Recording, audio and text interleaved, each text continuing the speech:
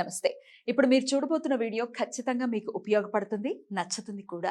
మరి మీకు నచ్చిన విషయం నాకు తెలియాలి అంటే ఈ వీడియోని మీరు లైక్ చేయాలి, షేర్ చేయాలి, అలాగే మన ఛానల్ని సబ్స్క్రైబ్ చేయాలి. మీ సపోర్ట్ని నాకు అందిస్తారు కదా. ఓకే, ఇప్పుడు వీడియోని స్టార్ట్ చేద్దాం. సూర్యోస్మి, నేను మీ విక్రమాదిత్య. ఆరోగ్యమే మహాభాగ్యం, ఆరోగ్యం భాస్కరాధీనం. ఆదివారం మద్యం మాంసం మైదనం వద్దు, ఆరోగ్యం ఐశ్వర్యం వద్దు. మీరు ఆచరించండి, 10 మందిని ఆచరింపచేయండి. ఆచరించండి, ఆరోగ్యవంతులుగా ఉండండి. ఆచరించండి, ఐశ్వర్యవంతులు కండి. ఆచరించండి, ఆనందంగా జీవించండి. సూర్యోస్మి.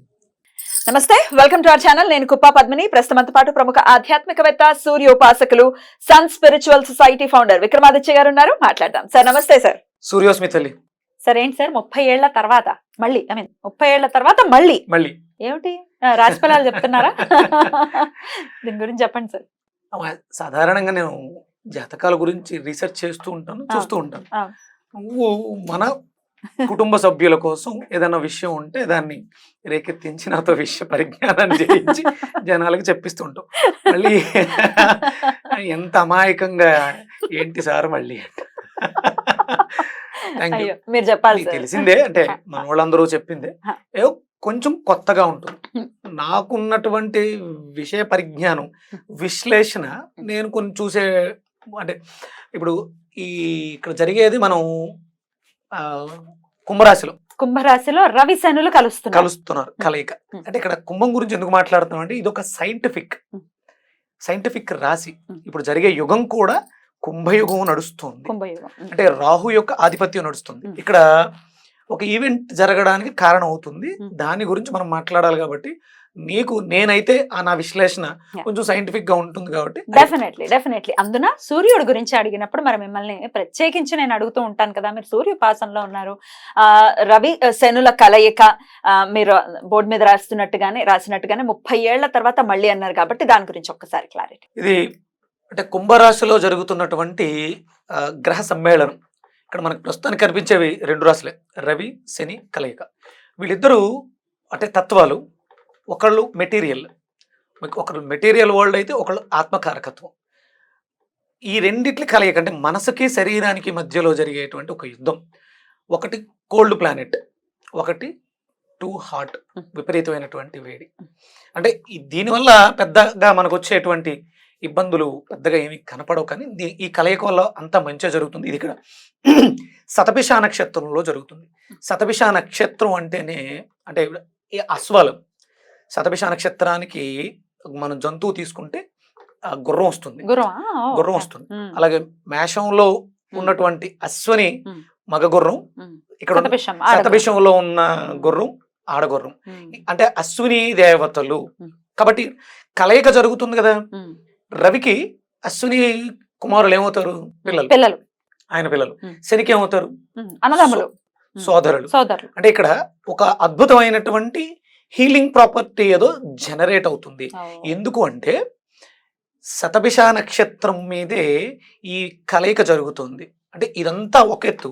ఇప్పుడు ప్రస్తుతం ఈ రెండే కనిపిస్తున్నాయి, కానీ మనకి బుధుడు కూడా యాడ్ అవుతాడు. బుధుడు కూడా ముగ్గురు కలిసి చాలా రేరుగా ఒకే డిగ్రీలో 15 డిగ్రీల దగ్గరగా ఒకేసారి దగ్గరకు రావడం వల్ల ఈ ట్రాన్సిట్ జరుగుతుంది. దీని ప్రభావం మన మీద ఉండబోతుంది. అంటే గ్రహాలు వాటి తాలూకు ఇన్ఫ్లుయెన్స్, గ్రావిటీ. అంటే ఇక్కడ మనం 12 రాసులు తీసుకున్నాం, నక్షత్రాలు తీసుకున్నాం. ఈ నక్షత్రాల ప్రభావం మన శరీరంలో, అంటే వెజిటేబుల్ థెరపీతో మనం ఉన్నాం కాబట్టి బుధుడు దేనికి కారకుడు? బుద్ధి కారకుడు. మనకి కన్యా రాశి, మిథున రాశి. మిథునం మనం గోరుచిక్కులు చెప్తాం, ఇక్కడ నరాలకు సంబంధించిన వ్యవస్థ. ఇక్కడ కన్యా రాశి లివర్కి సంబంధించినటువంటి సమస్యలు. అలాగే పంచమం అంటే ఇక్కడ జరిగే యుద్ధం ఎవరికి? రవికి శనికి. అంటే పూర్తిగా తూర్పు పడమర పరిస్థితులు, ఎదురెదురుగా ఉండేటువంటి ఇబ్బందికరమైనటువంటి పరిస్థితులు. అంటే శాస్త్రం ఎందుకు బద్ధ శత్రువులుగా మనం పదాన్ని వాడుతున్నా దాని ప్రభావం ఎంతో కొంత ఉంటుంది. ఇప్పుడు చూడండి, మనకి రాములు వారు జన్మ తీసుకున్నప్పుడు ఆ 30 రోజులు ఆయన చూడడానికి వచ్చేస్తే రాత్రి పగలు ఏకమైపోయింది. అంటే ఇలాంటి పరిస్థితులు ఏవో జరగబోతాయి.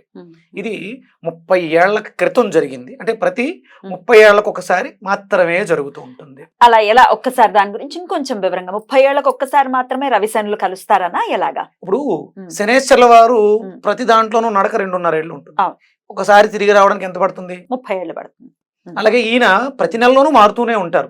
కానీ కుంభరాశిలో ఈయనకు మళ్ళీ కలవడానికి 30 ఇయర్స్ పడుతుంది. అంటే ఒక 30 ఏళ్ల క్రితం జరిగింది, ఇప్పుడు మళ్ళీ జరుగుతుంది. పెద్ద రెవల్యూషన్ థింగ్ ఇది డెఫినెట్ గా. అంటే రేర్ కాంబినేషన్. అద్భుతం సార్. 30 ఏళ్ల తర్వాత మళ్ళీ మరి రవిశనులు కుంభరాశిలో. కుంభరాశి అంటేనే సహజ లాభస్థానం. ఇప్పుడు సైంటిఫిక్ గా, అంటే ఇప్పుడు అంతా నడిచేదంతా కంప్యూటర్ యుగం, సైన్స్ మీద నడుస్తుంది కాబట్టి ఈ రెవల్యూషన్ అంటే సాఫ్ట్వేర్ కంపెనీల మీద కావచ్చు, ఇప్పుడు ఐటీ రంగాలు కావచ్చు, లాభాల మీద కావచ్చు, అంటే మనం చేసే వ్యాపారాల్లో వచ్చే లాభాల మీద కావచ్చు. అలాగే ఇక్కడ జరుగుతున్నటువంటి గ్రహాలు శని, రవి, అలాగే రాబోతున్నటువంటి బుధుడు. వీటికి ప్రాతినిధ్యం ఏమొస్తాయి? రవి ప్రాతినిధ్యం పంచమ స్థానం. అంటే ఇక్కడ పంచమం అంటే పుత్రస్థానం, ప్రేమ, ఎడ్యుకేషన్, ఇవన్నీ కూడా ఉంటాయి. దీని మీద ప్రభావం ఉంటుంది. అలాగే తృతీయ స్థానం విక్రమస్థానం. అలాగే ఇది నరాలకు సంబంధించినటువంటి వ్యవస్థ. బుధుడు బుద్ధికారకుడు. ఇక్కడ 6 కన్య రోగస్థానం. అంటే ఇవన్నీ కూడా ఎఫెక్ట్ అయ్యి, అంటే ఇక్కడ యుద్ధం జరుగుతుంది కాబట్టి కుంభరాశికి అధిపతి శని ఉన్నారు కాబట్టి శనికే ఆధిపత్యం. 10th, 11th, 3rd, 5th, 6th ఈ రాసుల మీద దాని ప్రభావం మంచు చెడులలో ఒకంత తేడాగా ఉండే అవకాశం ఉంది. అంటే ఇక్కడ సింహరాశి సింహలగ్నం, మిథున రాశి మిథున లగ్నం, కన్యారాశి కన్యా లగ్నం, మకర రాశి మకర లగ్నం, కుంభరాశి కుంభలగ్నం. ఈ లగ్న జాతకులు కానీ రాశి జాతకులకు కానీ దీని ప్రభావం మన మీద ఉంటుంది. వాటి గురించి ఇంకో వివరంగా మనం ద్వాదశ రాశులకి కూడా చెప్పుకుందాం సార్. ఎందుకంటే డెఫినెట్ గా ఎక్స్ట్రా లుక్స్ ఉంటాయి ఈ గ్రహాలకి. ఎలా ఉంటుంది ఈ కంజంక్షన్ అనేది ద్వాదశ రాశులకి చెప్పండి. వీటి గురించి ఇంకా ప్రత్యేకంగా ఎలాగో మన ఆర్డర్ లో చెప్పారు. ఇక్కడ మనం హీలింగ్ అన్నాం. అంటే ఇక్కడ శతభిష నక్షత్రం మీద జరుగుతుంది కాబట్టి అక్కడ ఉన్నటువంటి ఆధిపత్యం అశ్వనీది కాబట్టి హీలింగ్ 100 గుర్రాల శక్తి. అంత హీలింగ్ ఏదో జరగబోతుంది. మార్పులు సంభవిస్తాయి ప్రకృతిలోను, అలాగే వ్యవస్థలో ఉన్నటువంటి వ్యక్తుల మీద కూడా దీని ప్రభావం ఉంటుంది. ఎవరు భయపడక్కర్లేదు. కొంచెం జాగ్రత్తగా మనం చేసే పనులలో కొంచెం నిదానించుకుని ఆయా నక్షత్రాల వాళ్ళు, రాశుల వాళ్ళు జాగ్రత్తలుగా ఉండాలి. ఇది ఇప్పుడు ఈ కంజక్షన్ ఇంతలా జరుగుతుంది. ఇక్కడ రవిశనుల కలయిక ఒకటే జరుగుతుంది. అనుకోకుండా ఇక్కడ మనకి బుధుడు కూడా చేరుతున్నాడు. అంటే ఇప్పుడు ఇద్దరు ఎప్పుడు మనకి ఈ ఈవెంట్ 28వ తారీఖు ఫిబ్రవరి 28వ తారీఖు 3 గ్రహాలు కలిసి 15 డిగ్రీలు శతభిష నక్షత్రం మీద ఒకే లైన్ మీదకి రాబోతున్నారు. ఇక్కడ ఆ ప్రభావం బుధుడు మీద అత్యధికంగా ఉంటుంది. అందుకని చాలా జాగ్రత్తగా మనం తీసుకునే నిర్ణయాలు కావచ్చు, ప్రయాణాలు కావచ్చు, ఆలోచనలు కావచ్చు, ఏమైనా కూడా కొంచెం జాగ్రత్తగా ఉండాలి అని తెలియచెప్పడం కోసం మాత్రమే. సరే, ఇప్పుడు నాకు ఇంకొక సందేహం వచ్చింది. శని కుంభరాశిలోనే ఉంటాడు. ఇంకొక మీద 3 నక్షత్రాలు రావడం అనేది మళ్ళీ జరగదు. 3 గ్రహాలు రావడం అనేది ఆ నక్షత్రం మీద అన్ని దగ్గర డిగ్రీలు, అంటే అతి దగ్గరగా వస్తున్నారు. ఉంటాయి, కలయిక ఉంటుంది కానీ దూరంగా ఉంటే అంత ఎక్కువ ఎఫెక్ట్ ఉండదు. ఇది పెక్యులర్ కాంబినేషన్. రైట్. ఇంకాస్త వివరణాత్మకంగా ఇప్పుడు ఉంటుంది. ద్వాదశ రాశులకి కూడా ఎలాంటి ఫలితాలు ఉంటాయో ఇప్పుడు చూద్దాం. మరి మకర రాశి వారికి ఎలా ఉండబోతోంది సార్ ఈ పెక్యులర్ పీరియడ్? మకర రాశికి అంటే లగ్నాధిపతి లగ్నం మీద కూడా దాని ప్రభావం ఉంటుంది. శని యొక్క ప్రభావం ఉంటుంది కాబట్టి శరీరం మీద కూడా ఎఫెక్ట్ ఉంటుంది. ఆరోగ్య విషయమైనటువంటి సమస్యలు శని ఇక్కడ మనకి దీన్ని మనం వెజిటేబుల్ థెరపీలో హార్మోన్స్, భావోద్వేగాలు, ఈ ఎఫెక్ట్లు ఎక్కువగా ఉంటాయి. ఒకవేళ స్త్రీలు ఉంటే థైరాయిడ్ ఎఫెక్ట్ అవడం, అలాగే పీసీఓడి సమస్యలు, ఇవి కొంచెం ఇబ్బంది పెట్టి అధికంగా ఇప్పుడు రెగ్యులర్గా ఉన్న దానిపై కొంచెం ప్రభావం అధికంగా ఉంటుంది. ఇక్కడ ద్వితీయ స్థానం 2వ స్థానం యాక్టివ్ అవుతుంది. అలాగే 6, అలాగే అష్టమం మీద కూడా దీని ఎఫెక్ట్ ఉంటుంది. భాగ్యం 9వ స్థానం మీద కూడా ఎఫెక్ట్ ఉంటుంది. కాబట్టి ఈ స్థానాలకు సంబంధించిన విషయాల్లో మనం చాలా కేర్ఫుల్గా ఉండాలి. ఇక్కడ ముఖ్యంగా వాక్కు స్థానం, మాట్లాడే స్పీచ్, కుటుంబ స్థానం, అలాగే మన సంపాదన ధనస్థానం కూడా. కాబట్టి ఈ మనం కూడబెట్టుకున్నటువంటి ధనంలో ఏమన్నా ఇబ్బందులు వచ్చే అవకాశం ఉంటుంది. మన స్పీచ్ మాట్లాడే దాంట్లో ఆ ఇబ్బందిని ఎదుర్కొనే అవకాశం కూడా అధికంగా ఉంటుంది.